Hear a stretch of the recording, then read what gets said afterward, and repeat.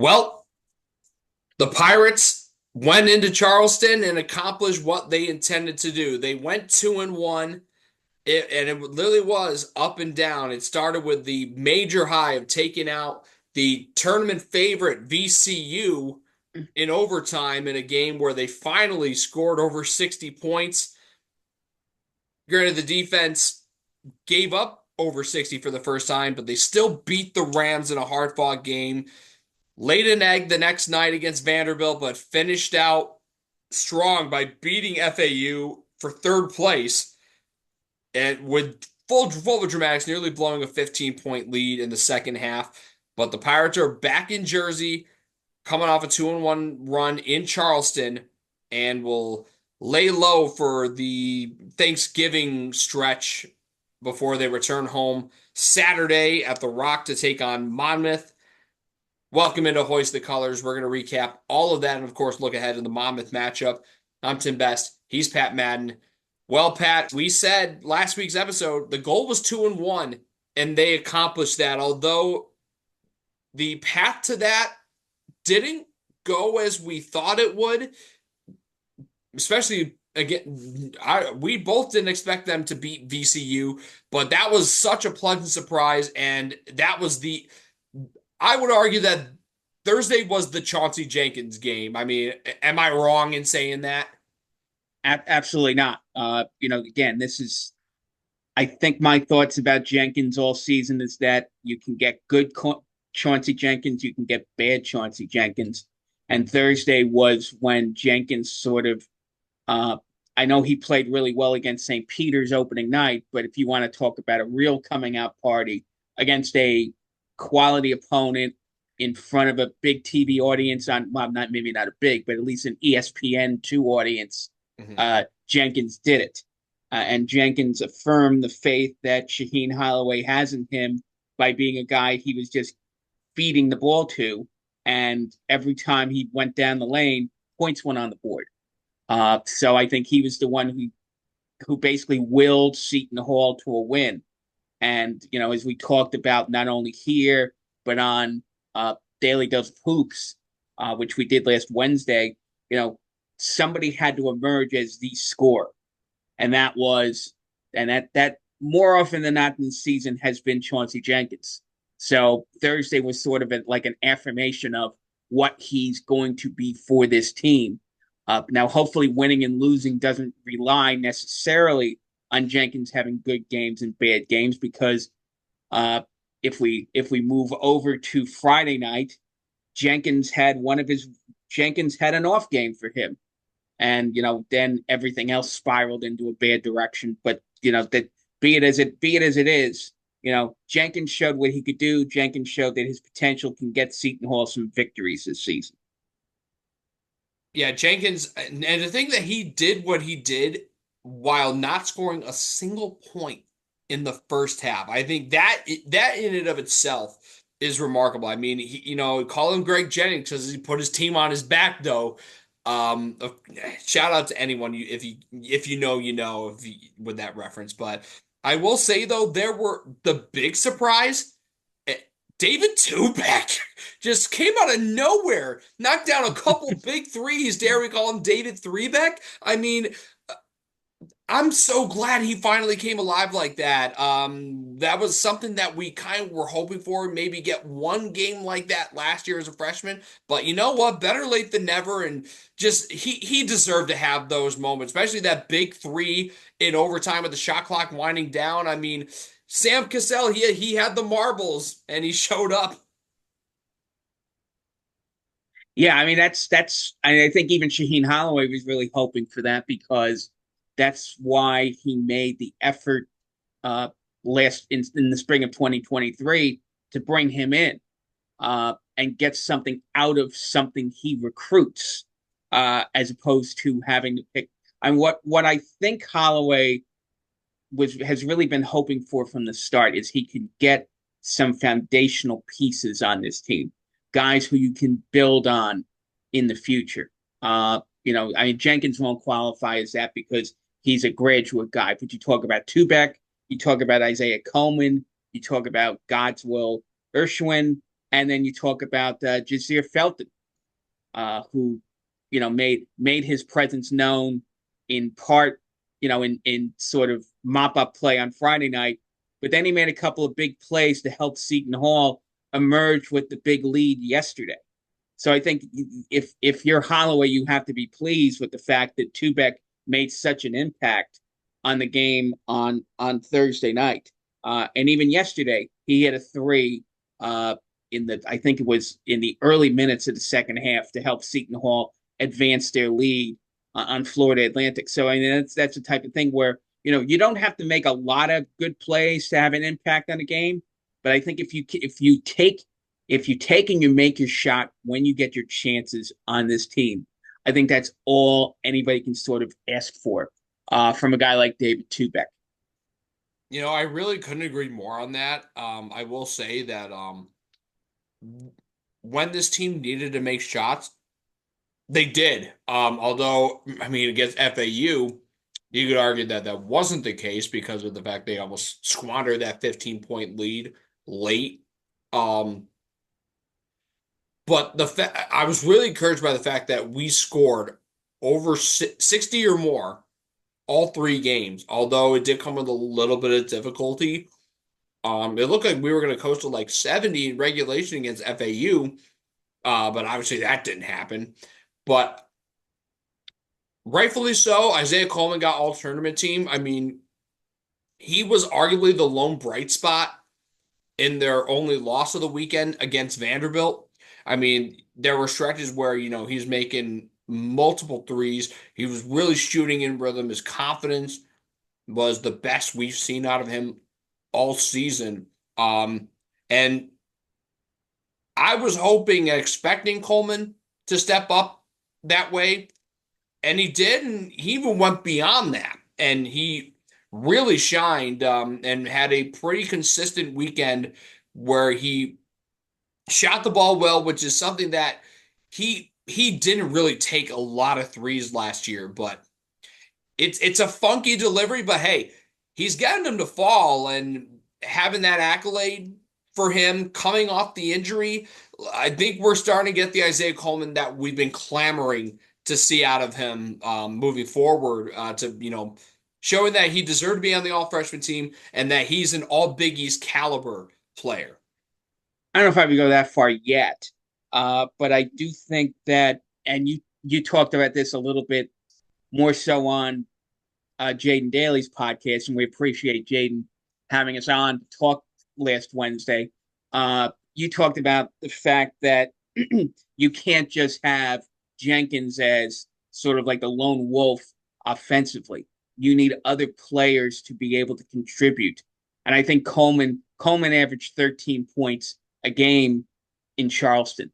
So I think if that translates to Big East play, now defenses can't just focus upon stopping Jenkins. You have to focus upon stopping Jenkins and stopping Coleman.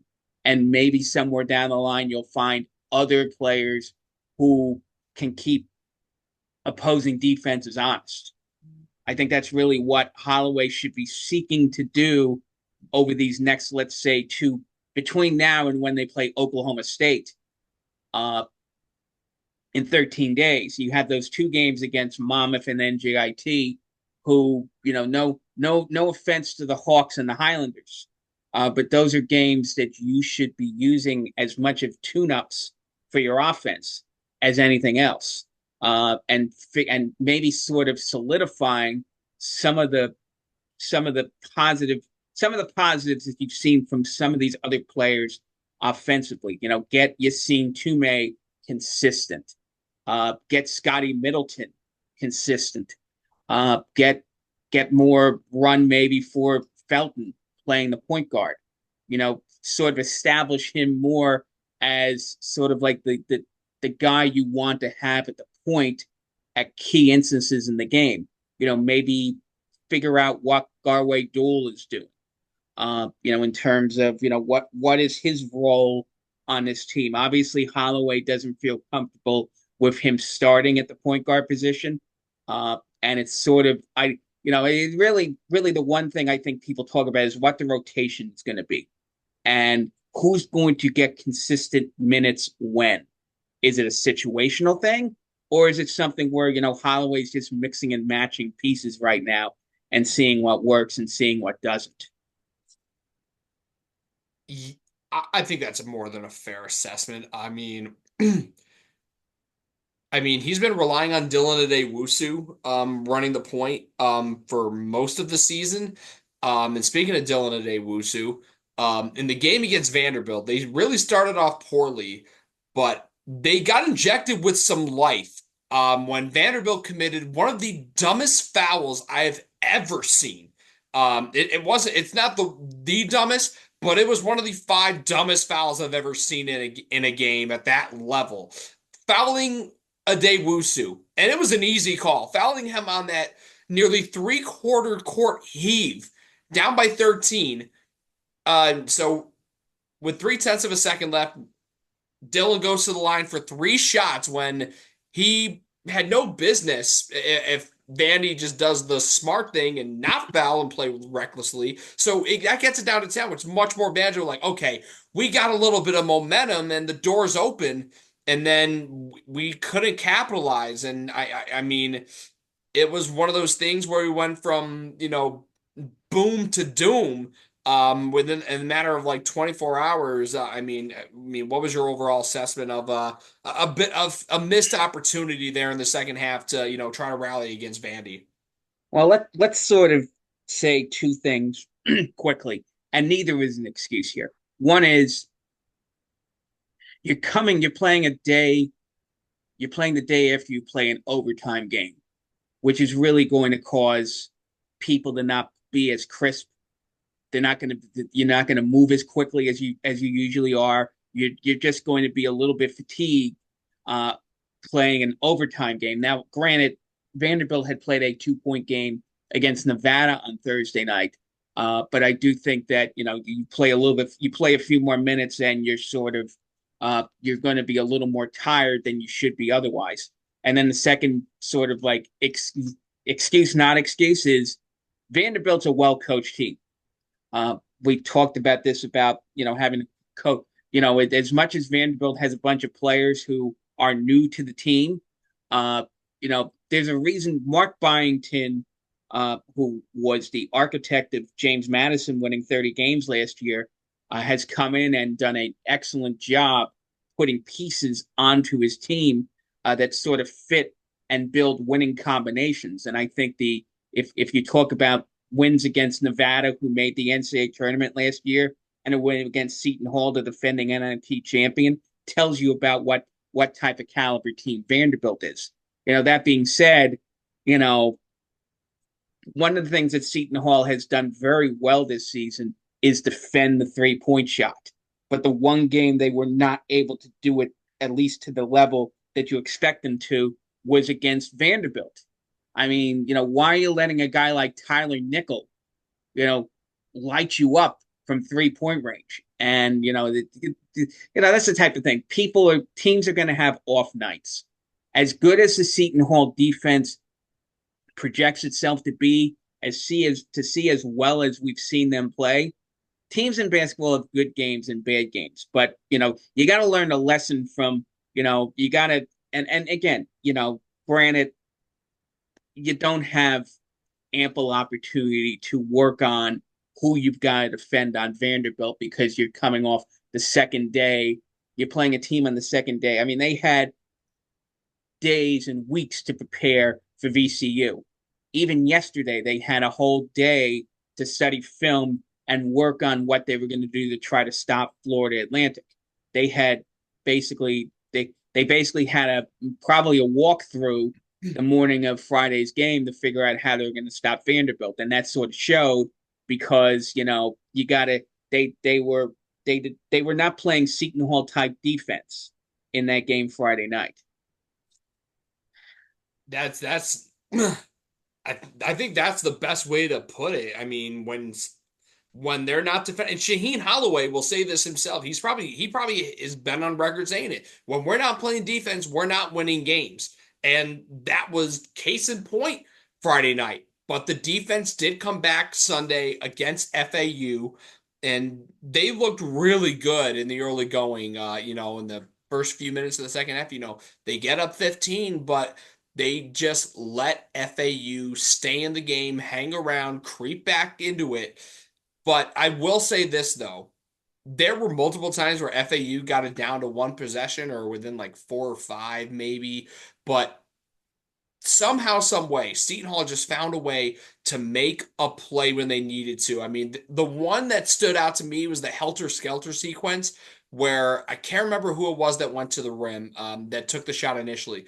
But Yassine to me had a tough putback. I think he tried at least one prior tip in, and then he was able to, you know, catch and release on a tip in on the second try. I mean, it was a tough bucket, and I mean, it takes a tough player to stick with a play after missing like that to finish and get 2 points on the board for his team. And it's little plays like that that get you the win because if they don't convert, that's 2 points off the board. They would have had to play another overtime game. They're second in the span of 4 days. And it got scary once they got it down to one on a Kiki Tandy three. And that got me saying, like, Kiki Tandy's still in school?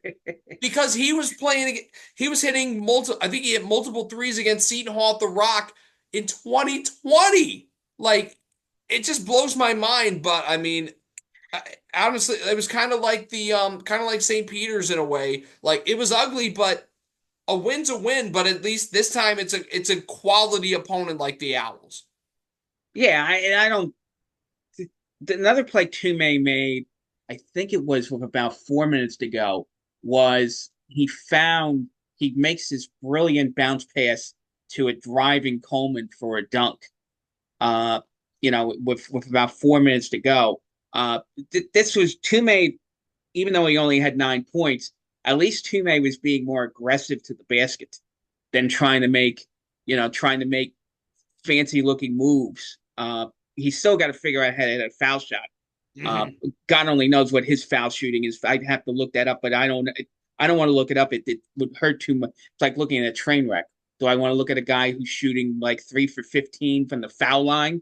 Uh, but getting to the rim, he's gonna get if he's attacking the rim, he's gonna get more baskets. And if he misses the and ones to get three, so be it. As opposed to missing shots and doing that other stuff. So I think it's a matter of maybe that's something that Holloway and staff are emphasizing with Tume, that if you're going to go to the rim, be aggressive. Don't don't, as much as a pretty Euro step looks good in a highlight reel. Sometimes you just the quickest, the straightest, the quickest path is a straight line. And that's something I think which Tume took to heart yesterday, and hopefully that translates to games coming up.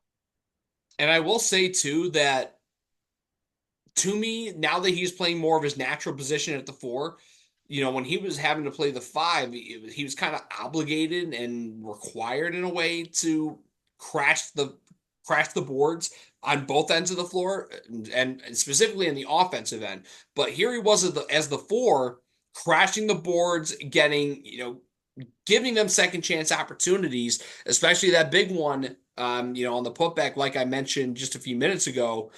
But speaking of the interior, I will say though, Okorafor looks like a guy who is going to be a very good rim protector, which is something that Seton Hall has lacked the last 2 years. Like, I mean, no disrespect to Jada Bediako. I love the guy, and Seton Hall loves the fan base. We love him to death, but he didn't have the shot blocking prowess that Okorafor possesses, as we saw this weekend. I feel like that, at least in my estimation, that was a top two revelation from the weekend. I mean, I feel like it might be stretching to maybe put that as the biggest revelation, but it's up there. And this is something this team, again, that Shaheen Holloway, since he's taken over the Hall, like he hasn't had a rim protector like Okorafor. Like, sure, Casey Nadefa would block shots, but he was an undersized big. Okorafor is big and he blocks shots.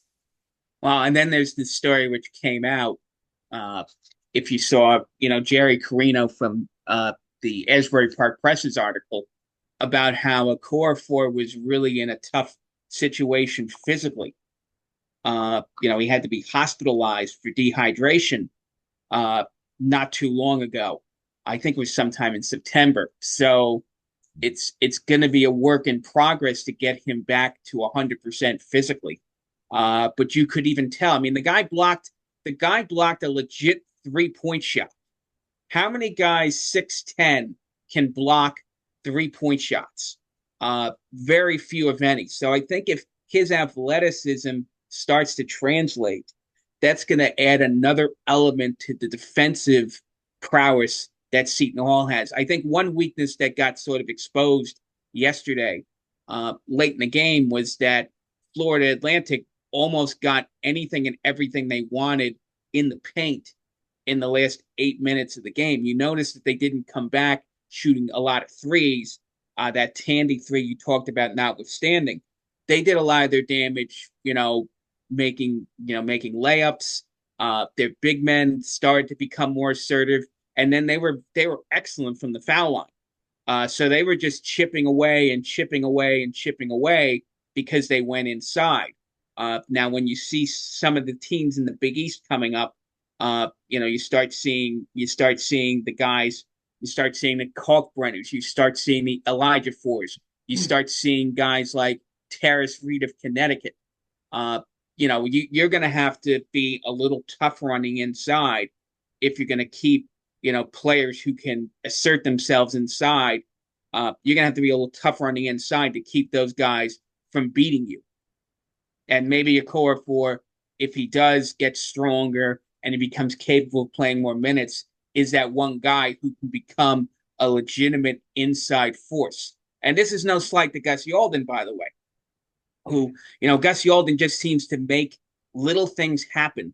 But, there are things you can tell in certain aspects that this guy is playing his seventh game as a college player. You can tell that there are things that he's got to work on in terms of the guy, as I joked about it last week, that the guy's got a 5-inch vertical leap. So really what you've got to do is you've got to use him in situations where he can be effective, but he does make the basic play well. He's not trying to do things, except maybe the 2 or 3 times he goes out and shoots a three, even though the scouting report says he does have 3-point range. Not the best use of his opportunities on the court to have him jack one up from 25 feet. But I do think that he boxes out well. He gets good position on rebounding. If a guy tries to drive the basket, he does a very good job of keeping his feet, not fouling in those types of situations, stands up to guys. But Okorafor is on another level than a guy like Yalden right now. So I think that if you're talking about the pecking order as to who gets more time in the inside, you're probably gonna, if when things work out, Okorafor is going to be the man in the middle, and Urshuin and Yalden are going to be basically supplementary parts to get you the 40 minutes you need from the center position.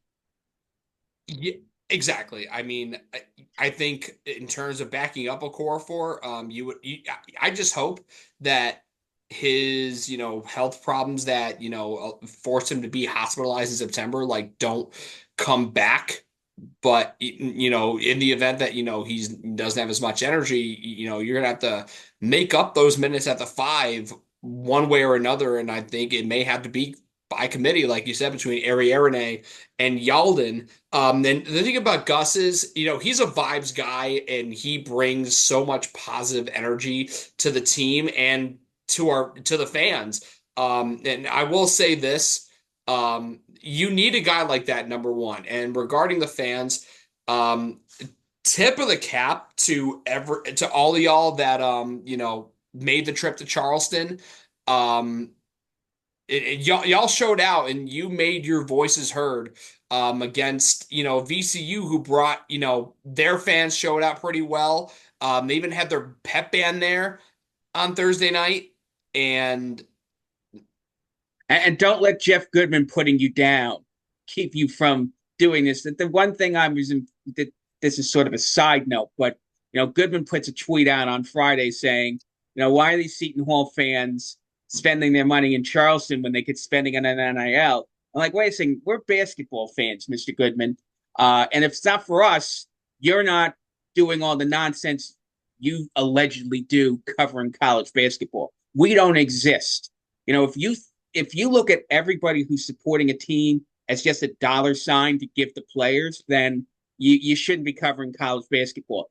There's plenty of opportunities to go cover the pros and deal with high money egos in that. So I get that. I don't know what Goodman gets from talk. He's not the only one. We talked about Seth Davis a couple of weeks ago. Good old even Seth Greenberg has been as much as the funny thing is Greenberg puts out a tweet yesterday saying, I'm really impressed by Seton Hall's defense. About 6 months after, he says, I wish Seton Hall had the NIL to be competitive. Well, which way are you going here, Seth Greenberg? Are you like, can you not, do you not think teams can win without NIL, or can you? So I think that was a cheap shot. And I'm hoping, I don't know if Goodman would ever show his face at the. He'll probably show his face at the East Regionals, because he probably doesn't. He knows he's not going to run the Seton Hall fans there. So I don't. The whole narrative about NIL, because and I hate to go on sandbox here, but the team that had the most NIL in Charleston this weekend was Miami. Well, And you know how many wins Miami got for all their NIL? Not 0-3. So, that should tell you what the value, as much as we all get excited about NIL, and we're going to have a discussion about whether you can win a national championship without NIL, there are so many teams out there who basically are trying to use NIL to get to the top of the game, and it's not working out. Miami, if you went on NIL, Miami should have blown the field away. yeah. Nobody else in this field is spending nearly what Miami has spent on NIL over the years. For crying out loud, Nigel Pack's still on the team. And Nigel Pack has probably cleared $1.5 million at least in 3 seasons at Miami and NIL. And, now they're on a team that's basically Miami's not, unless Miami wins the ACC tournament, they're not making the NCAAs. So that should tell you what the value of NIL is in the real world. So, good for the Seton Hall fans to be fans. Now again, and I think most of those people do their part. Saw some Scotty Middleton jerseys. Saw a couple of saw a couple. I think a couple of people at Coleman jerseys. So they're doing their part for NIL. We just don't have we don't have a billionaire writing NIL checks for us. We don't have people who have, companies that have millions and billions of dollars writing NIL checks the way some of these other schools have. So, I think that, in terms of that discussion, I think, I hope that the narrative that, Seton Hall can't win with NIL gets put to bed real quickly. And I think, we talk about, I'm sick of that conversation coming up, and I'm sick unless it's Shaheen Holloway doing this, and I doubt he would do that unless he's the one who tells the big shots that I wish I had more NIL. I think that talking about it, I think that we need to put a stop to that conversation, and hopefully you don't see, big shots like Jeff Goodman and Seth Davis take cheap shots at Seton Hall fans because we don't have NIL. You brought up the point of Goodman's going to be in Newark, but he's not going to run to Seton Hall fans. But I think I implore some of you Seton Hall fans to go anyway for spite. Just be like, oh, I don't think I'm going to run any Seton Hall fans. Wrong. That would just be one of the funniest things ever. And more importantly, not only should you show up to the Rock for the East Regionals, you should come wearing orange.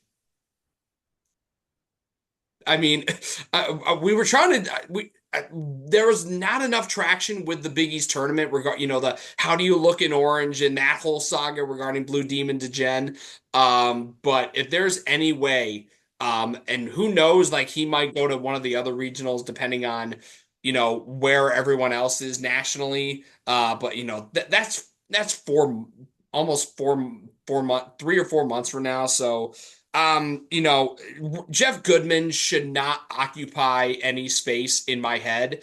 But we'll put you on here for a second. Like, keep Seton Hall's name and our NIL out of your mouth, and just worry. Just worry about your field of 68, and just keep our NIL out of your mouth. Especially with Fanta. Like, no, no, no. That's not what we do here. You know what? Go to Duke games and talk about how great Cooper Flag is, or go to Kansas games and try to make it out to be make Hunter Dickinson out to be the next Zach Edey. Do that type of stuff, because frankly, that's I guess that's we could have a conversation another day about the way people cover college basketball, like good old Jay Williams at ESPN. But really for purposes of what we're doing here, we're looking at the Big East.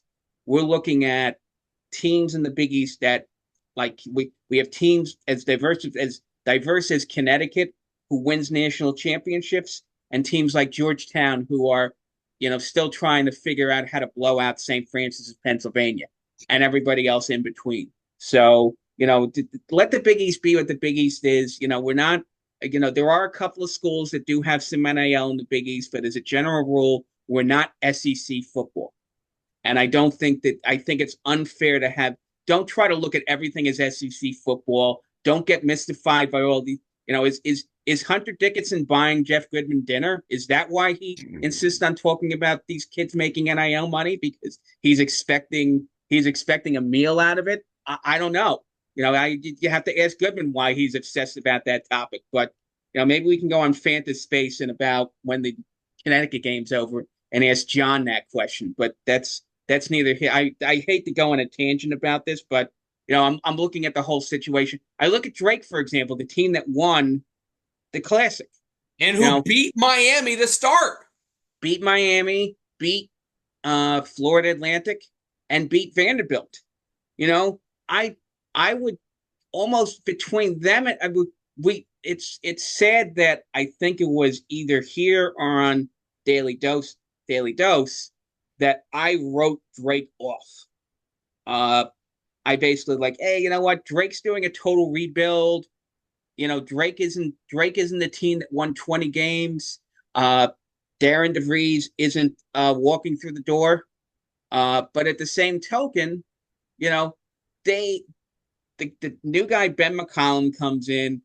He probably didn't have a lot of NIL to play with. He gives these kids an opportunity to play Division I ball. They've been with him for 2 or 3 years, and they just play better basketball than 7 solid teams. I don't think anybody down in Charleston is a national championship contender by any stretch. Not VCU, not Vanderbilt, not Drake. I don't think you're going to see any of those teams in the.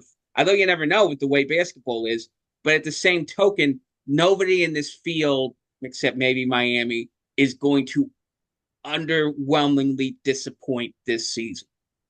So you had to earn winning the Charleston Classic, and props to Drake for winning the Charleston Classic. I'm glad that they got votes in the poll today. I'm sure that there's going to be people going back and saying, hey, here's this Drake team that we've loved for the last 2 or 3 years who fought Indiana State tooth and nail in that great Missouri Valley championship game last season. So I think, I'm glad to see that Drake has continued to build upon what they've been doing in the last 2 or 3 years. And I look forward to see how this translates to when they get into conference play in January and February.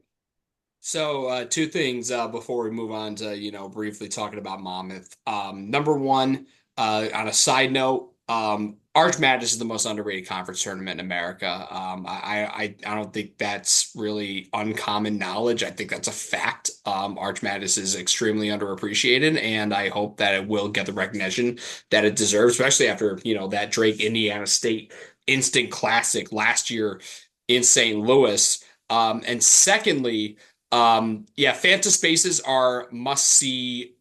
Well, it's not must see because it's clearly not on television. It's must see. It's must see and must listen, must hear entertainment. Because Phantom Spaces in among Big East Twitter, it's gonna devolve into just pure chaos. And that's what we live for. And like Fanta welcomes it, and it's just a chef's kiss. It's just so good every single time. But we digress. The Monmouth game on Saturday. I'm shocked to see that the Hawks still haven't won a game yet this year. Um, but given Seton Hall and how well they've played in Charleston and the momentum they're taking now, I mean, what is your expectation for how they should be playing, and what are a couple of things you're looking for? Maybe some specific players that you're looking to have step up. I mean, I'll follow up, but I want to, know your take on this Monmouth matchup. I think it's one of those things. I mean, they'll be coming off a 5 or 6 day break, obviously having Thanksgiving in between. So Holloway will probably let whoever can get home for Thanksgiving and all that other stuff. Uh, I don't know if I think Monmouth being 0-8 is in part a product that they've played tough schedule, a tough schedule in terms of Monmouth. They've played Michigan State, they've played Rutgers, they've played Wichita State.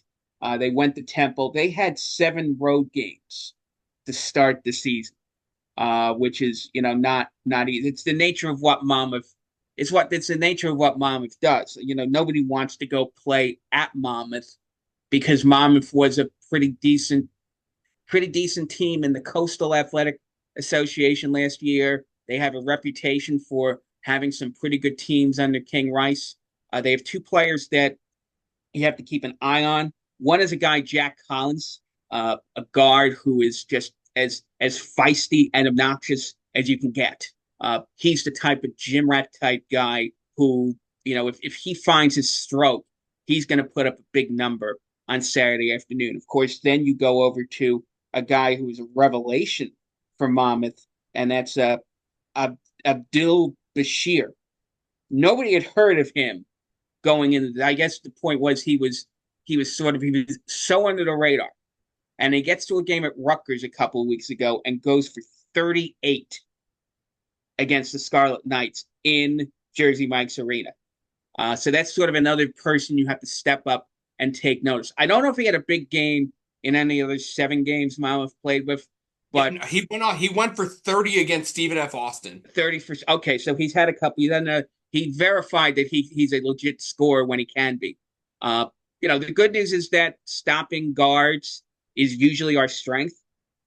So in that sense, that we have the guys, and we can bring in multiple waves of guys who can stop people on the perimeter. The other question becomes, what type of offense can we expect against the team? I don't know if Monmouth's got the capability. Monmouth's had a lot of issues defensively in those losses. They haven't had a game where they haven't given up 70 points yet, including giving up 71 at home to Presbyterian. So if you can't outproduce what Presbyterian, since this is a team you obviously have to show out against because you should. At the same time, you can't lay off the defense because if you let Collins and Bashir go off, it could be you could be in a nervous situation like you were against St. Peter's opening night. As much as you say, hey, Monmouth's coming in 0-8, all the other stuff, don't take Monmouth. This is not a team that's going to have a large margin of error against anybody this season. Never mind a team like Monmouth on Saturday. So I think it's a matter that hopefully this week Holloway is fine tuning what he's sort of trying to work on the sort of little the little positives that we saw offensively down in Charleston, trying to build upon that. Maybe trying to, again, how much more time does Jasheer Felton get in this rotation? Does he become the point guard getting most of the minutes at the point guard position? Is Yassine Toumé as aggressive going to the rim as we saw in the Florida Atlantic game on Sunday? Does he find more shots for Isaiah Coleman? Does he give Coleman more opportunities? And does Coleman take those opportunities? Is Coleman building confidence, seeing what he saw happen in Charleston this weekend, where it translates to other games? Do we see him become more assertive in the offensive end? That he's not just sitting back and being afraid to take shots that aren't going to go in. Because in terms of some of the stuff he was doing, I mean, I think it was I think it was Jerry Carino or somebody mentioned that you put him in the lane.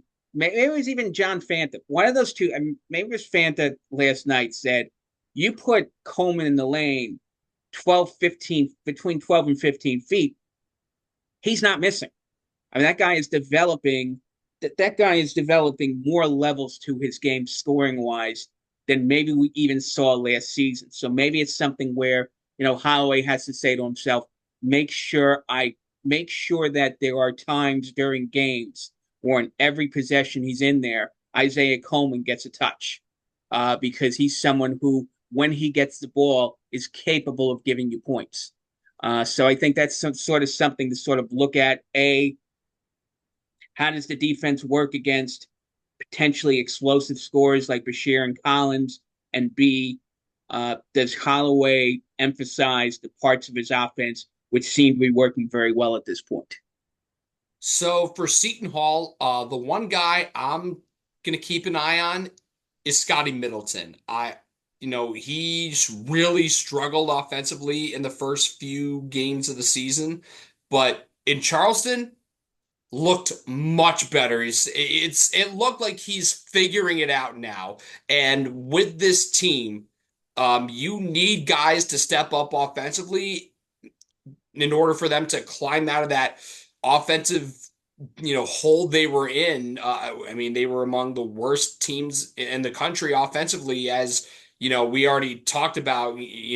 Going into the Charleston Classic, they were the third worst team in scoring, third worst scoring offense in the country, but it was offset by the number one scoring defense in the country. But the offense has come alive, and I think Scotty Middleton's improvement has played a pivotal part in that because he was almost non-existent the first 3 games of the year, but in his last four, and particularly in the Charleston Classic, much better. Like he's starting to get his confidence back. We know what he brings to the defensive side of the ball, but now that he's figuring it out offensively, now that adds another dimension to this team that will allow them to be competitive in Big East play. And you want to play well in this game against Monmouth, play well against NJIT, and take care of business like you did against Wagner a week and a half ago, and take care of those games so that you go in to the Oklahoma State game on December 8th, and then going into Piscataway with a 7-3 record to potentially get number 8. As we just saw, Rutgers is beatable. Granted, we saw them lose on the road, but it was against Kennesaw State. So if Kennesaw State can beat Rutgers, and this is not a knock on the Owls, if Kennesaw State can beat Rutgers, who's to say that Seton Hall can't? We already won there 2 years ago. Granted, different circumstances, different teams, but listen, it is not out of the realm of possibility for Seton Hall to go 8-3 out of conference, which will include a home win against a decent Oklahoma State team that you're hoping can be middle of the pack in the Big 12, which is arguably, along with the Big East, although the Big East in non-conference play has kind of like diminished their standing nationally, but the Big 12 is arguably the strongest conference in the country in men's basketball. And Oklahoma State looks like a team that, they're striving to be middle of the pack in that very tough Big 12. And if Seton Hall can beat them on their home court, that'll be really important moving forward, because if they're in a position where they overperform and overachieve in the Big East, kind of like they did last year, a win against Oklahoma State and hopefully your wins against FAU and VCU will age like wine instead of like milk. I think that's the best way of putting it. I think that's going to put you in a really good position. So 7-4, I think, is a fair expectation, but 8-3, I'm telling you, It's not impossible. I think there's a very real possibility that happens. I'm just going to speak it into existence. This team can go 8-3 out of conference, even with the horrible 4 game stretch. Well, first 3 games were terrible, but it's not impossible, and I believe they can. Do I think they're going to? Easier said than done. I think 7-4 is fair, and I think that's probably what they're going to end up being entering that open Big East opener December 17th against a Villanova team that is really reeling, blowing a big lead like they did yesterday against Kevin Willard and his Maryland Terps at the Rock. But yeah, 7-4 I think is the goal, but 8-3, don't rule that possibility out. No, and I think that there's also signs that there's, as we talked about a little bit last week, there's a blueprint for how to win Big East games now, which we didn't think existed after the Fordham and Hofstra debacles.